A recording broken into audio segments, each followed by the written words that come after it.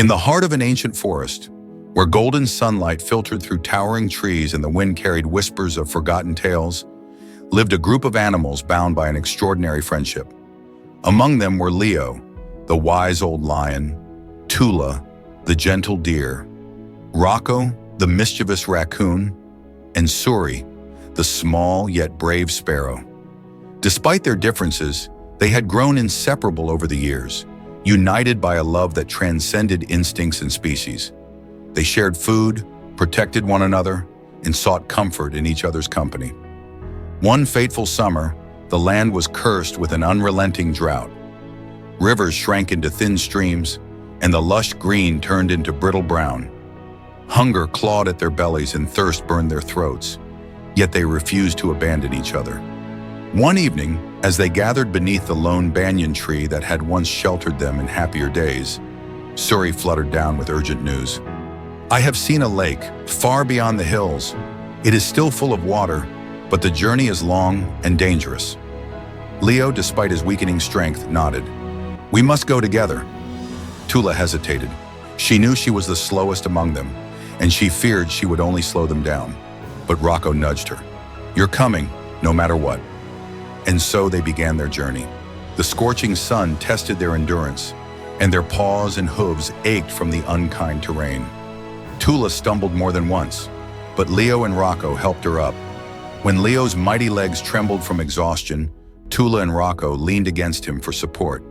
And when Suri grew too weak to fly, she perched on Leo's mane, letting his warmth give her strength.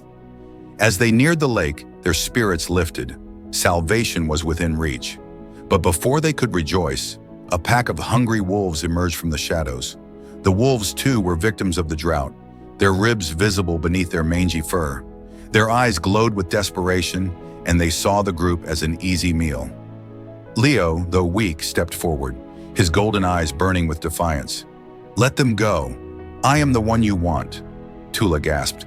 "No, Leo." Rocco bared his teeth. "We won't leave you." But Leo gave them a knowing smile. "You are my family. Families protect one another." Then, with the last of his strength, he let out a mighty roar, shaking the very ground beneath them. The wolves hesitated for just a moment, long enough for Suri to dart into their eyes, blinding them with flurries of feathers. Tula used her nimble legs to kick up a cloud of dust, and Rocco, clever as ever, scrambled between them, biting and clawing. Together they fought, not as predator and prey, but as friends who refused to let go. The battle was brief but fierce. In the end, the wolves, weakened and outnumbered, fled into the darkness. Leo collapsed, his breath shallow. Tula, tears glistening in her eyes, nuzzled his mane. "Hold on, Leo. We made it." Rocco ran ahead and returned moments later, shouting with joy. "The lake! It's just beyond the trees." They hurried to the water, guiding Leo every step of the way.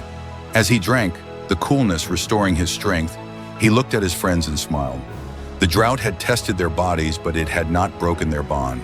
They had faced hunger, exhaustion, and danger, not as a lion, a deer, a raccoon, or a sparrow, but as something greater. They had faced it as family. And in that moment, beneath the sky that had once seemed merciless, they knew one truth. As long as they had each other, they could endure anything.